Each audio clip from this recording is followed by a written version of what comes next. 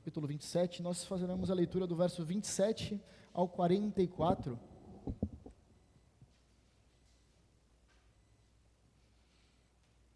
Eu faria a leitura na versão Nova Almeida atualizada, mas gostaria que se você acompanhasse na versão da sua preferência e observasse os termos que estão talvez diferentes.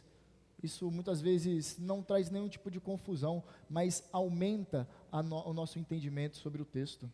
Portanto, a partir do número 27, assim diz a palavra do Senhor: quando chegou a 14ª noite, sendo nós batidos de um lado para o outro do mar Ádrico, por volta da meia-noite, os marinheiros pressentiram que se aproximavam de alguma terra, e lançando a sonda, viram que a profundidade era de 36 metros. Passando um pouco mais adiante, tornando a lançar a sonda, viram que a profundidade era de 27 metros. E receosos de que fôssemos atirados contra lugares rochosos, lançaram da popa 4 âncoras e oraram para que se rompesse o dia. Verso de número 30, nisto os marinheiros tentaram escapar do navio, arriaram um bote no mar, a pretexto que iam largar âncoras da proa. Paulo disse ao centurião e aos soldados: se estes homens não permanecerem a bordo, vocês não poderão se salvar. Então os soldados cortaram os cabos do bote e deixaram afastar-se. Enquanto amanhecia, Paulo rogava a todos que se alimentassem, dizendo: hoje é o 14º dia em que vocês, esperando, estão sem comer, não tendo provado nada. Por isso eu peço que comam alguma coisa, pois disto depende a sobrevivência de vocês, porque nenhum de vocês perderá nem mesmo um fio de cabelo. Tendo dito isto, pegando um pão, deu graças a Deus na presença de todos, e depois de o partir, começou a comer. Todos ficaram mais animados e se puseram também a comer. Estávamos no navio 276 pessoas ao todo. Refeitos com a comida, aliviaram o navio jogando o trigo no mar. Quando amanheceu, não reconheceram a terra, mas avistaram uma enseada, onde havia uma praia. Então consultaram entre si se poderiam encalhar ali o navio. Cortando os cabos das âncoras, deixaram que ficassem no mar. Soltaram também as amarras do leme e, alcançando a vela da proa ao vento, dirigiram-se para a praia. Dando, porém, num lugar onde 2 correntes se encontravam, encalharam ali o navio. A proa encravou-se e ficou imóvel, mas a popa se despedaçava pela violência das ondas. O parecer dos soldados era que os presos deveriam ser mortos, para que nenhum deles fugisse nadando. Mas o centurião, querendo salvar Paulo, impediu-os de fazer isso. Ordenou que os que soubessem nadar fossem primeiro a lançar-se ao mar e alcançar a terra. Quanto aos demais, que se salvassem, uns em tábuas, outros em destroços do navio. E foi assim que todos se salvaram em terra. Até aqui a palavra do Senhor. Façamos mais uma oração. Santo Deus, nós te somos gratos por estarmos aqui nesta manhã, no dia do Senhor. Nós agradecemos porque foi o Senhor que nos deu fôlego de vida nesta manhã. Foi o Senhor que nos levantou de nossa cama. Foi o Senhor que nos trouxe até aqui. O Senhor que gerou disposição em nosso coração em querer adorá-lo. Nós não conseguiríamos se fôssemos por nossa própria força, mas estamos aqui pela força do Senhor. Nós cantamos as tuas escrituras, nós oramos as escrituras, e agora nós lemos as escrituras e pedimos que o teu Espírito aplique a tua santa palavra ao nosso coração. Rogamos isso em nome de Cristo. Amém. Meus queridos, é um texto onde que tem várias instruções náuticas. Você percebe vários elementos e várias palavras que não fazem parte do nosso cotidiano, né? Proa, popa, âncora, bordo, essas coisas elas muitas vezes não fazem parte do nosso vocabulário, do nosso dia a dia. Mas aqui há uma demonstração através da experiência do apóstolo Paulo, de como nós podemos oferecer ajuda àqueles que estão sofrendo. E quando eu digo aqueles que estão sofrendo, há uma forma de oferecer suporte, socorro. Eu não estou me referindo a um carro que parou no meio da rua e você fica pensando se tem que ajudar a empurrar o carro ou não. Não é desse tipo, mas de pessoas que você tem convivência e você percebe que há um sofrimento na vida daquela pessoa. Aqui há princípios, e eu gostaria de destacar apenas 5 deles, de como nós podemos auxiliar as pessoas de maneira bíblica. O texto ele é recheado de informações, mas nós podemos extrair apenas 5, e se nós colocarmos em prática essas 5, tenho certeza que nós tiraremos bom proveito dessa pequena porção da Escritura. Antes eu gostaria que os irmãos se recordassem do contexto. O contexto é Paulo, no capítulo número 26, ele acaba apelando para o seu julgamento ser realizado por César. E Festo, que era o governador ali na região de Cesareia, o envia, fala: se é assim que você quer, assim será. E ele parte então para a região da Itália, ele está indo para Roma. E eles vão como? Eles têm que ir de navio. Era o meio mais, na verdade, um único meio utilizado para chegar mais rápido, né? De maneira terrestre era impossível, tinha ilhas. Então, como eles faziam? Eles iam pela costa. Eles saíam de costa, vamos mais ou menos imaginar assim, eles saem daqui da região de Santos, saem do Porto de Santos, e eles vão em toda a costa marítima brasileira, eles vão dando uma pausadinha e trocando de navios algumas vezes. Muitas vezes eles não vão encarar o mar aberto porque vai ser muito dificultoso. Nós estamos falando de um período onde que os navios, eles não tinham motor, eles funcionavam por base do vento, eles eram auxiliados pelas estrelas, pelos ventos, pelos astros, pela observação dos céus. Então, era muito escasso a movimentação marítima naquele período. E aqui nós vemos que Paulo, durante a narração de Lucas, fala que ele sai sendo supervisionado por um centurião chamado Júlio. Júlio é o centurião que vai auxiliar nessa empreitada alguns soldados romanos, e o centurião, aquele que era destacado em comandar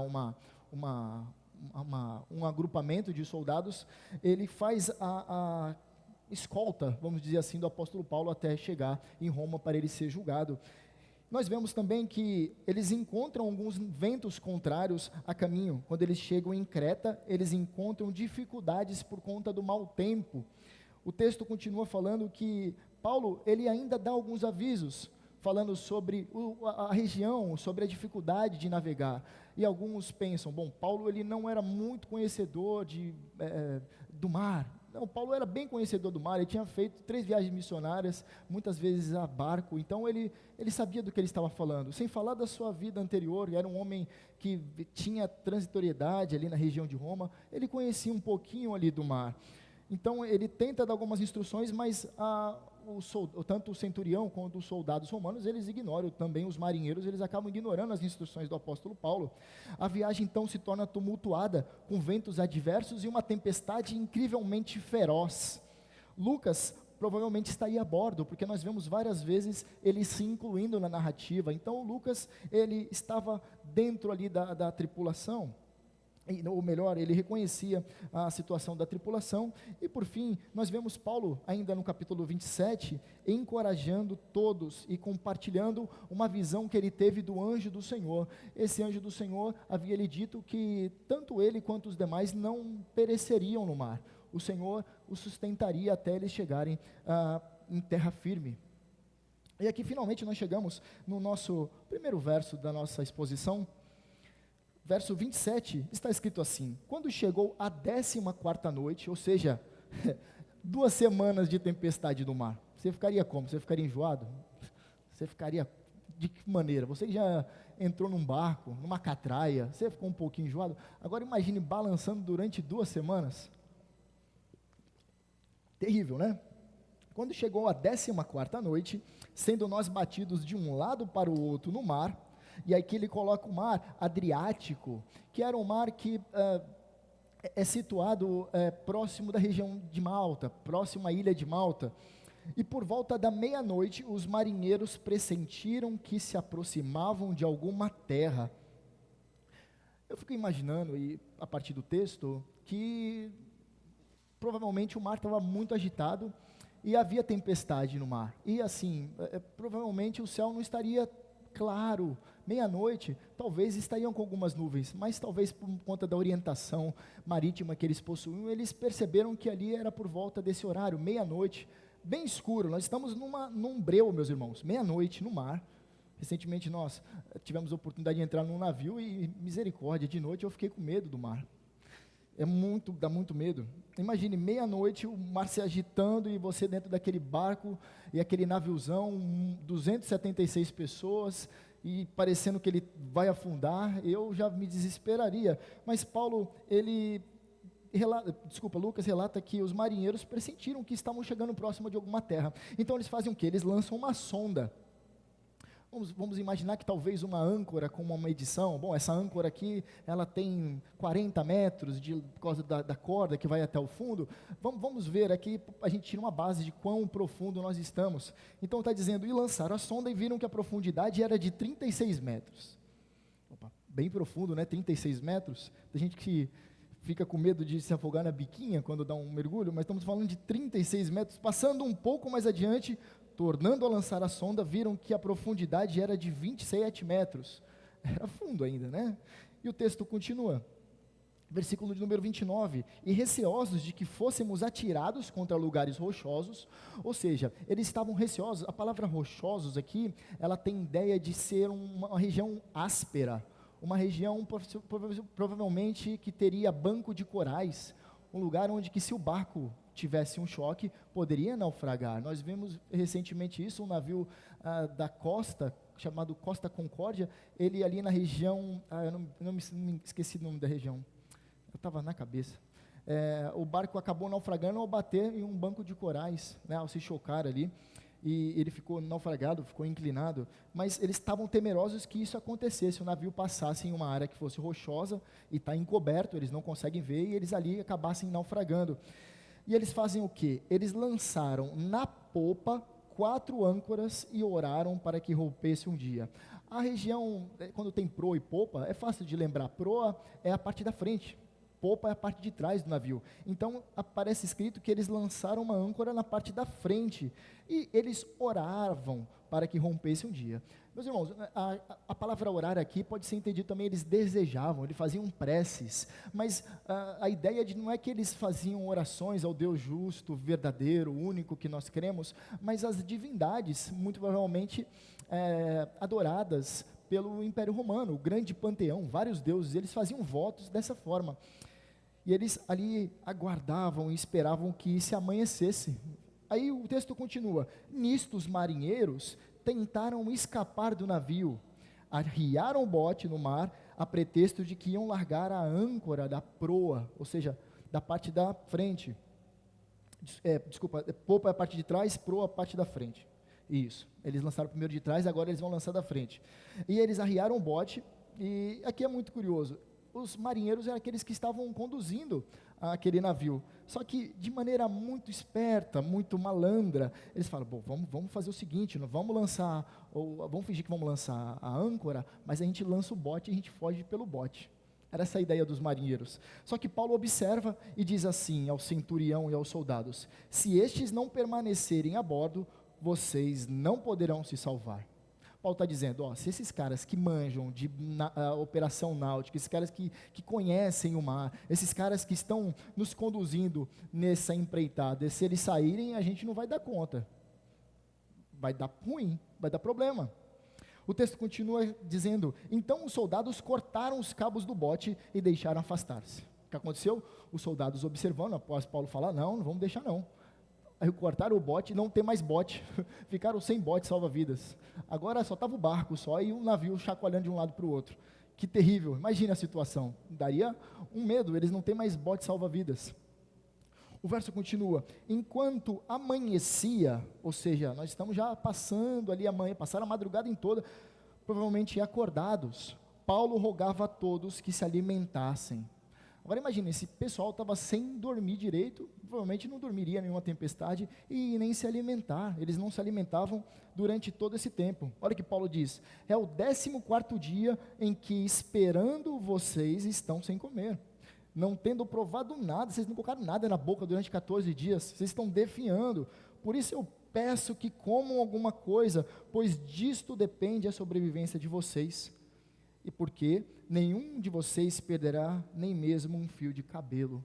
Imagine 14 dias no mar sem comer nada, tendo as suas coisas sendo remexidas, provavelmente a cozinha estava revirada. Algumas hipóteses, por que eles não comeram durante 14 dias? Provavelmente a cozinha estava uma bagunça, imagine o mar agitando de um lado para o outro, ou possivelmente por estarem ali muito tempo, eles estão até enjoados, não consigo comer nada, se eu comer eu vou colocar para fora, se eu comer não vai dar certo. Ou alguns realmente estavam tão temerosos, receosos, ansiosos, eles estavam com medo, que eles falaram, nós não vamos comer não. Sabe quando você está com medo, você está apreensivo, você nem coloca nada na boca, você não prova nada, mas Paulo, ele diz que eles deveriam comer alguma coisa, por isso depende a sobrevivência de vocês. Falou, vocês vão morrer ou de fome, por inanição, ou vocês vão morrer afogados. Você viu que o barco afunde, vocês não tendo força para nadar, é pior ainda, é melhor vocês comer alguma coisa. Paulo está dando uma direção, e ele conclui falando, porque nenhum de vocês perderá nem mesmo um fio de cabelo. O que Paulo está querendo dizer é o que o anjo do Senhor havia dito a ele, lá no verso 24 do capítulo 27, o anjo diz assim, Paulo, não tenha medo, é preciso que você compareça diante de César, e eis que Deus, por sua graça, lhe deu todos os que navegam com você. Essa tradução aqui é esquisita, né? Como assim? Lhe deu todos os que navegam com você. A ideia é de que todos terão a sua vida preservada, é isso que o texto está querendo dizer, tanto você quanto os demais terão as suas vidas preservadas, e Paulo é isso que vai dizer para esse povo, nenhum de vocês perderá nem mesmo um fio de cabelo. Obviamente Paulo está exagerando, vocês não vão perecer no mar, nenhum de vocês, mas comam. O texto continua dizendo, no verso 35, tendo dito isto, pegando um pão, deu graças na presença de todos. Deu graças a quem? A Deus. Paulo pega o pão e agradece a Deus, provavelmente em uma oração pública diante de todos. E depois de o partir, começou a comer. Alguns comentaristas sugerem que Paulo ele estava compartilhando a ceia do Senhor. Ele faz de maneira parecida com o que Jesus fez na ceia. Toma o pão e dá graça e depois divide. Mas o texto não está falando isso. Imagine numa tempestade, um monte de gente que nem sequer é crente tomar a ceia do Senhor. Não tomaria. Somente os crentes professos, eles são convidados à mesa do Senhor. Então, isso aqui é completamente descartado. Então, o que Paulo estava fazendo é agradecendo pelo alimento, e aqui uma lição importantíssima para nós. Você costuma orar antes das suas refeições? É o que Paulo faz aqui. Ele ora, ele parte o pão e começa a comer. Todos ficaram animados e se puseram também a comer. Vou comer também, né? Realmente preciso de comer. Verso 37, estávamos no navio 276 pessoas ao todo, bastante gente. Refeitos com a comida, aliviaram o navio jogando o trigo no mar. Aqui é muito curioso, como o navio, muito provavelmente como o trigo era transportado no navio, eles pegavam todas as sementes de trigo e lançavam no porão. Provavelmente com um carrinho, eles não ensacavam tudo. Então o que estava acontecendo aqui, eles não foram pegar os sacos embaladinhos de trigo jogando fora, muito provavelmente eles vieram carregando sacos e lançando ao mar, eles enchendo o saco e jogando lá fora. Foi mais trabalhoso do que se parece, e muito provavelmente logo pela manhã, depois de se alimentarem, eles começam a retirar de alguma forma o trigo que estava lá no porão, no fundo do navio, e lançando para fora.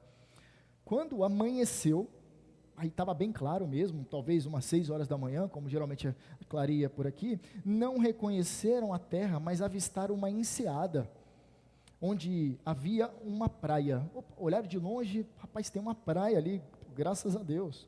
Então consultaram entre si se não podiam encalhar ali o navio. Falaram, vamos parar um navio aqui mesmo, e a gente vai de alguma forma para lá, né? Tá tendo ainda tempestade, a tempestade continua, a tempestade não parou, eles conseguem enxergar uma praia, mas a tempestade está derrubando o navio. Então o que eles vão fazer? Eles vão cortar os cabos das âncoras que eles haviam lançado e deixaram que ficassem no mar o navio.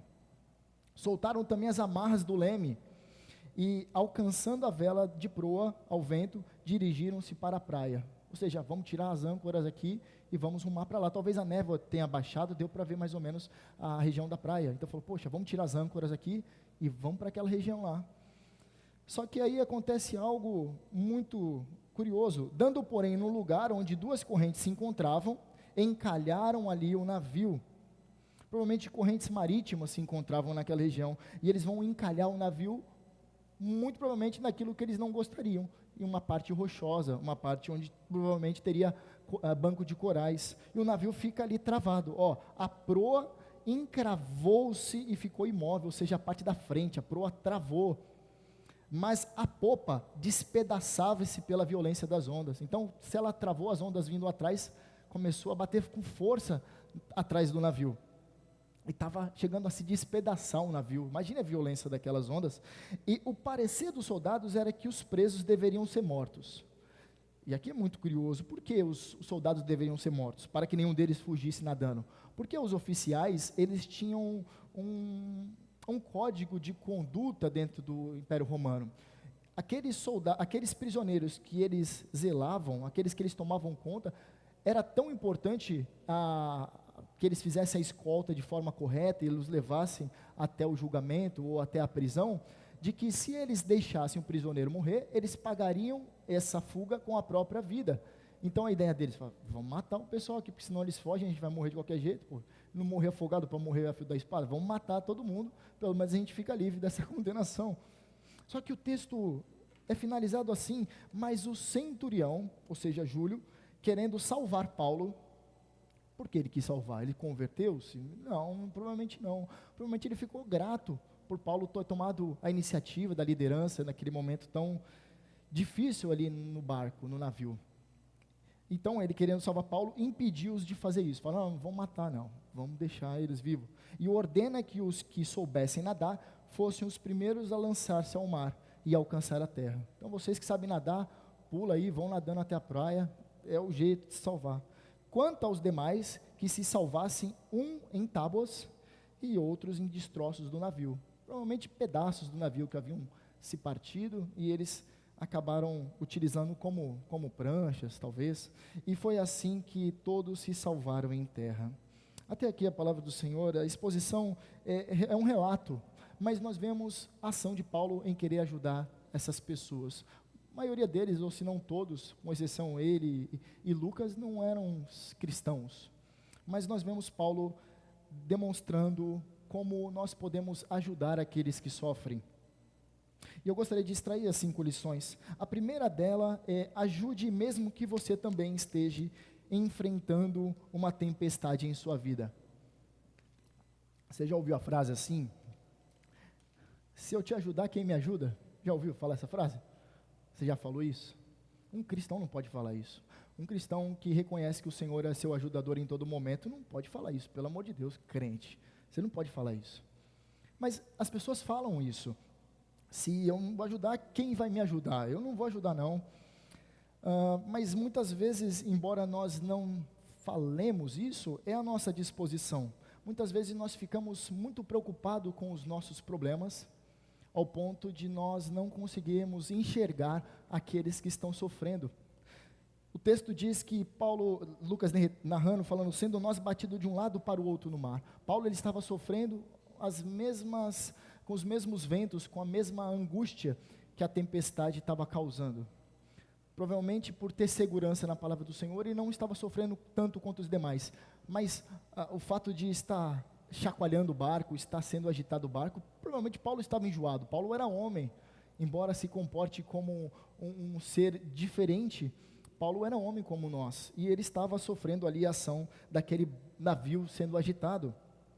Aplicação para nós, meus irmãos: não espere o mar da sua vida estar calminho para você ajudar aqueles que estão em uma tempestade. O Senhor nos convida para sermos instrumentos, canais de misericórdia da parte dEle, tanto para crentes quanto para descrentes. Nós somos comparados ao sal da terra, o sal que salga a terra e a luz do mundo. Nós somos chamados para ser um braço forte para sustentar aqueles que estão sofrendo. Portanto, ajude mesmo que você esteja enfrentando uma tempestade. Não espere as coisas ficarem tranquilas na sua vida para você prestar o socorro a alguém, porque muito provavelmente você nunca vai ter um mar calmo na sua vida.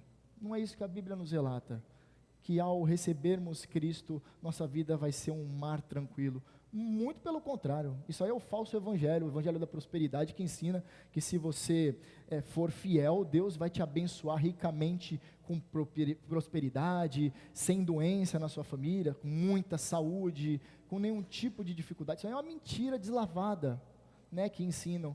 Nós não vemos isso acontecendo com ninguém, os profetas, os apóstolos, nós não vemos isso acontecendo, muito pelo contrário, eles são perseguidos, são ofendidos, são tratados ao ponto de alguns escreverem que são considerados como lixo do mundo. Se não me engano é Paulo ou Pedro que escreve que somos considerados como lixo do mundo, desprezados. É assim que acaba sendo a vida do cristão fiel. Bem-aventurados aqueles que serão perseguidos, uma das bem-aventuranças. Perseguido, aqueles que sofrerão perseguição por conta de Cristo. Todo cristão que deseja viver piedosamente, não me se recordo qual a carta, mas está escrito que será perseguido, não tem como, será perseguido, sofrerá de alguma forma. O cristão, então, ele nunca terá um mar tranquilo. De alguma forma, o seu coração sempre estará em paz, porque a âncora dele é Cristo Jesus. Mas o mar da sua vida sempre estará agitado. Portanto, ajude mesmo que você esteja enfrentando uma tempestade na sua vida. A próxima aplicação, demonstre interesse sincero, observando como você pode ajudar. Olha só, Paulo está há 14 dias ali, verso 31, se estes não permanecerem a bordo, vocês não poderão se salvar. Paulo observa, ele tem um interesse genuíno, e Paulo rogava que todos se alimentassem. Muitas vezes nós temos o costume de perguntar para as pessoas como ela está. Nós cumprimentamos, tudo bem? Como você está? Só que você não demonstra um interesse sincero, porque faz parte de um costume, e um costume inocente da nossa cultura de perguntar para alguém como ela está, mas sim termos um interesse genuíno. E a pessoa, se todo mundo que nós perguntássemos, tudo bem, como você está? A pessoa começasse a falar os problemas dela, a gente não ia nem perguntar mais, fala, caramba, toda vez que eu pergunto, está uma desordem a vida da pessoa. Mas o interesse sincero, ele demonstra obediência ao segundo grande mandamento, amarás o próximo como a ti mesmo, demonstra um temor a Deus. Quando nós temos sincero interesse na vida de alguém, nós estamos demonstrando amor por aquela pessoa. Eu não estou falando de curiosidade, enxerido, mexeriqueiro, não estou falando disso, pessoas que querem saber da sua vida para comentar, eu não estou falando sobre isso, estou falando de você ter sincero interesse no bem daquela pessoa, tanto físico quanto material, ou espiritual. Saber sobre essas coisas é importantíssimo e demonstra que quem ama o seu próximo, ele não vai medir esforços para auxiliá-lo. Muitas vezes esse interesse sincero vai ser através de um abraço, através de uma conversa, através de um café, mas muitas vezes vai nos custar muito. Vai ser uma doação financeira, não estou falando nem empréstimo, uma doação financeira, vai te custar dinheiro, vai te custar doação de sangue, ou de órgãos, ou muito do seu tempo, noites em claro.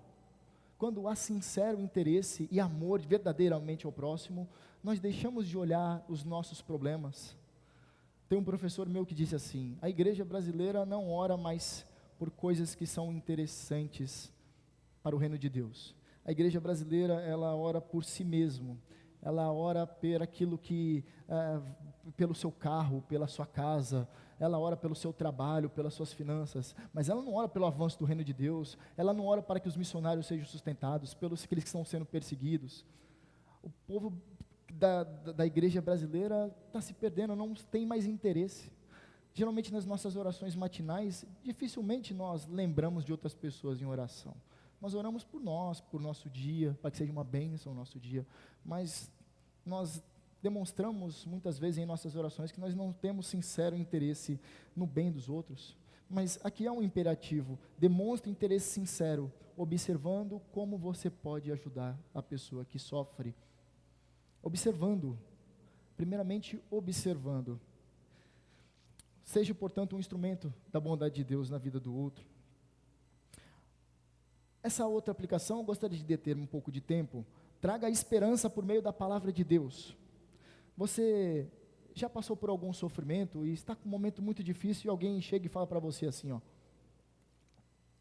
fica triste não, Deus sabe de todas as coisas. E aí, você ouve aquilo, ou então, Deus proverá, você está passando uma dificuldade, fica tranquilo que Deus proverá. Ou então, Deus escreve certo por linhas tortas. Ou, meu irmão, Deus te quer ver sorrindo. Ou então você está sofrendo muito, a pessoa chega assim, ó, fica tranquilo que Deus está no controle.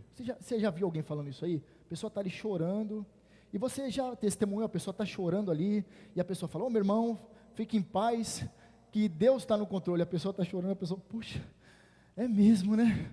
Vou até parar de chorar, tem razão. Por que é isso tudo que eu estou falando aqui? Isso aqui é jargão. Eu odeio jargão, meus irmãos. Que jargão não comunica droga nenhuma, desculpe. Jargão não comunica nada. As pessoas não querem ouvir jargão pronto, é uma coisa ridícula, absurda. Demonstra insensibilidade, demonstra que você não é profundo nas escrituras, demonstra que você não tem sensibilidade à dor do próximo. A pessoa está sofrendo e você vem com uma receita pronta, um jargão. Jargão não vai amenizar a dor de ninguém. Jargão é jargão, mas nós somos instruídos a trazer esperança por meio da palavra de Deus, não por meio de palavras humanas. Embora muitas vezes há um interesse genuíno da sua parte, muitas vezes não comunica nada. Ah, é mesmo? Deus está no controle? Puxa, não comunicou nada para mim. Ah, é mesmo? Deus sabe de todas as coisas? É mesmo? Não sabia que Deus sabe de todas as coisas, que o Deus é onipotente? Não sabia. Ah, é? Vou parar até de chorar por causa dessa que você falou, que profundo. Isso é absurdo. Pessoas que estão diante de um sofrimento de alguém devem analisar a situação. Ela deve primeiro observar a pessoa que está sofrendo. Ela tem que observar, ouvir a pessoa, sentir a dor da pessoa, não trazer uma receita de bolo pronta. Isso aqui não demonstra que você é cristão, ou você é espiritual. Isso demonstra que você é um insensível, e sem profundidade nenhuma. Você não tem interesse genuíno no conforto da pessoa. Você está interessado de alguma forma a aliviar sua consciência. Aí você fala, ô meu irmão, a bênção está por vir. Essas coisas toscas que nós muitas vezes falamos. As pessoas precisam ouvir palavra de Deus. É a palavra de Deus que é fonte inesgotável de socorro, de esperança. Não jargão, de forma alguma. Não chavões, palavras triunfalistas. Isso aí joga no lixo. Você precisa estar encharcado da palavra de Deus. Você precisa sentar com essa pessoa que está sofrendo, ouvi-la, ouvir a sua dor, aquilo que está sofrendo, observar. E você, como um crente que medita nas escrituras dia e de noite, no momento que você for falar, você vai falar com graça. Você vai falar, meu irmão, isso que você tem passado. Nós vemos isso parecido na escritura, né? Você fala aí de forma como se fosse um amigo do lado, não como um professor. Às vezes querem trazer como se fosse uma imposição. Ó, você tem que ficar em paz. O Senhor é o teu pastor e nada te faltará. Mas meu irmão, minha irmã, não é dessa forma que nós oferecemos um remédio. É ao lado da pessoa. Aqui está o remédio. É a palavra de Deus. Aqui há conforto, aqui há segurança, aqui há paz, aqui há alegria. É na palavra de Deus. Recentemente um irmão estava com um problema no casamento, estava a ponto de separar. E ele falou assim, Caio, se eu buscar a Deus, se eu for fiel, você acha que a minha esposa vai retornar para mim? Eu falei, acho que não. Aí ele pensou que eu ia falar alguma coisa profética para ele. Eu falei, eu acho que não, irmão. Se você vai buscar Deus só por causa disso aí, eu acho que não. Provavelmente não. Agora, se você buscar o Senhor por aquilo que o Senhor é, aí provavelmente o Senhor ele pode abrir os olhos dela, perceber que você teve uma mudança, as coisas são transformadas. Ontem eu fiquei até tarde conversando, 2h pouca da manhã, conversando com o irmão, está com problemas em sua igreja, ele falou, poxa, eu estou com uma dificuldade nisso. Eu falei, poxa, meu. Aí estava compartilhando com ele um texto, falei, ó, lê esse texto aqui, ó, o texto, Paulo está escrevendo isso, olha que maravilhoso, olha o que a gente talvez tenha que fazer, acho que é isso que Paulo está orientando a fazer. Aí ele, poxa, é verdade, caramba, cara, é isso aqui que eu precisava. Agradeceu, foi orar, ficou muito feliz. Um seminarista da minha sala. Meus irmãos, as pessoas precisam de esperança, mas não por meio de chavões, palavras prontas, receita de bolo. As pessoas precisam da palavra de Deus. Por isso, medite nas escrituras, não faça disso algo religioso, no pior sentido da palavra, mas algo que depende, que as suas palavras muitas vezes tenham profundidade e sirvam como um remédio, não porque vem de ti, mas porque está enraizada na palavra do Senhor. O próximo é interceda a Deus em favor dessa pessoa. Olha o que Paulo faz, pegando um pão, deu graças na presença de todos. Paulo, ele dá graças no meio de 14 dias de turbulência. Que absurdo, Paulo. estamos quase morrendo aqui, você está agradecendo a Deus por esse pão molhado aqui. Realmente o pão estava encharcado, está agradecendo por esse pão velho aqui, molhado. Mas a Paulo ele demonstra, primeiramente, que ele tem relacionamento com Deus. Paulo está demonstrando que possui intimidade com Deus. Segundo Paulo, ele está demonstrando gratidão. E eu escrevi algo aqui, eu gostaria de ler na íntegra. A oração de gratidão nos lembra que Deus continua sendo bom, mesmo que o sofrimento seja insuportável. Quando nós agradecemos a Deus e temos gratidão no coração, apesar da nosso barco estar virando, isso demonstra que nós reconhecemos que Deus continua sendo imutavelmente bom. Em todo tempo Ele é bom, em todo tempo Ele é bom. Mesmo que o nosso barco esteja afundando, Ele é bom. Poderia ser muito pior, porque nós merecíamos coisa muito pior. Então, a oração de gratidão nos dá um senso da bondade de Deus e nos ajuda a encarar o problema de maneira diferente, de maneira muito menos pessimista, mas observando que o Senhor é sustentador de tudo. Dirigir uma pessoa em oração no momento do sofrimento é uma tarefa para crentes que possuem relacionamento verdadeiro com Deus. Por que é importante você manter a sua vida de oração? Porque no momento quando você precisar, você não vai ficar encurralado. Quando você vê alguém em sofrimento e você sabe, essa pessoa precisava de uma oração, você está pronto para o combate, para lutar por aquela pessoa em oração, para apresentar aquela pessoa em oração. Agora, o problema é quando você não tem relacionamento com Deus, você não ora, e aí acontece algo do tipo, e você não sabe nem o que fazer, você fica, não sei se eu oro, porque eu não tenho esse costume, aí você fica travado, porque você não se relaciona com Deus. Interceder a Deus em favor de uma pessoa é um dos privilégios que nós menos usufruímos. Nós temos acesso total ao trono de graça, um livre acesso, mas nós muitas vezes demonstramos-nos alheios ao sofrimento do outro. Nós não apresentamos as pessoas ao nosso redor em oração. Nós temos que reaprender a orar mais por pessoas, orar mais pela igreja, orar mais pelos nossos irmãos, por aqueles que sofrem. Eu tenho a percepção que Deus, quando manda algumas tragédias que assolam a nossa região, pessoas próximas, desperta o nosso senso de orar por pessoas. Nós nunca oraríamos pela igreja no Rio Grande do Sul se não acontecesse o que aconteceu. Talvez Deus esteja nos ensinando alguma coisa durante essa tragédia. E a última aplicação, que somente Deus seja a sua recompensa. Olha só o versículo 42. O parecer dos soldados era que os presos deveriam ser mortos, para que nenhum deles fugisse nadando. Agora imagine se fosse você fala, que miseráveis, viu?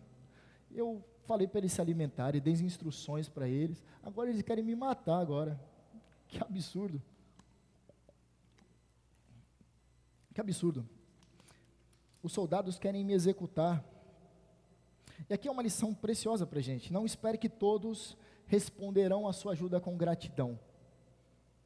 Você já foi ofendido com alguém que foi ingrato contigo? Você ajudou no momento mais difícil e de repente a pessoa virou as costas para você e você ficou ofendido?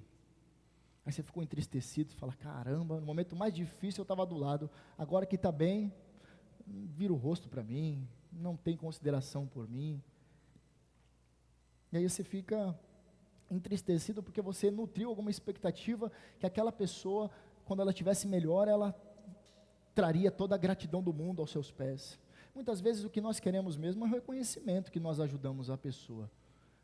Muitas vezes o que nós estamos é com o nosso ego machucadinho. A gente fala, poxa, ajudei tanto. Mas Paulo ele não demonstra rancor, raiva. Pelo contrário, para Paulo, Deus era a sua recompensa. E isso tem que nos motivar de alguma forma, meus irmãos. Porque acontece? Quando nós ajudamos alguma pessoa, a gratidão dela não é recompensa. Muitas vezes nós tratamos a gratidão como recompensa. Vou ajudar, vou dar tudo que eu tenho agora, eu vou auxiliar essa pessoa e fico esperando gratidão lá na frente. Você está invertendo a ordem. Muito pelo contrário, a sua ajuda já é a sua recompensa. No momento quando você se dispõe a ajudar alguém, você tem que reconhecer, fala, puxa, eu só estou fazendo isso porque o bem que está agora agindo em mim para auxiliar essa pessoa vem de Deus. Porque caso contrário, eu seria egoísta se dependesse de mim. Então você já recebeu a recompensa, não fique esperando receber gratidão, honrarias, muito pelo contrário, não fique se prendendo a isso. Muitas vezes isso até te deforma, porque você fala, poxa, ajudei aquela pessoa, eu não vou ajudar mais ninguém também. Aí você fica rancoroso, você é deformado como uma garrafa PET diante do fogo. Você é todo retorcido, você perde o propósito. Isso que acontece com muitos crentes que ajudaram alguém, fala, não ajudo mais ninguém também. Se precisar da minha ajuda, tem que passar por um processo rigoroso. Que isso, meu irmão? Que isso? Que absurdo. Isso aqui a gente tem que rever muito a nossa motivação. Se a sua motivação é receber algum reconhecimento da sua ajuda, está totalmente errado. Não ajuda mesmo não. Que é provavelmente que você vai tomar uma punhalada pelas costas, como acontece com o apóstolo Paulo aqui. Mas nós vemos na vida dele que ele reconhecia Deus como a sua recompensa em todo o tempo. E é isso que tem que ser. A nossa recompensa não deve ser a gratidão de alguém, mas a graça de poder ajudar alguém. Essa é a nossa recompensa. Por fim, esteja disposto a ajudar aquele que sofre com as tempestades da vida, pois o nosso Deus é o nosso ajudador. Nós somente imitamos aquele que nos auxiliou, nos ajudou, nos socorreu. Cristo é Ele que se lançou na tempestade em nosso lugar, para que fôssemos salvos. A tempestade terrível da ira de Deus, Cristo assume o nosso lugar, e a exemplo dele, sejamos também ajudadores, auxiliadores, pessoas que socorrem uns aos outros. Amém? Vamos curvar nossa fronte.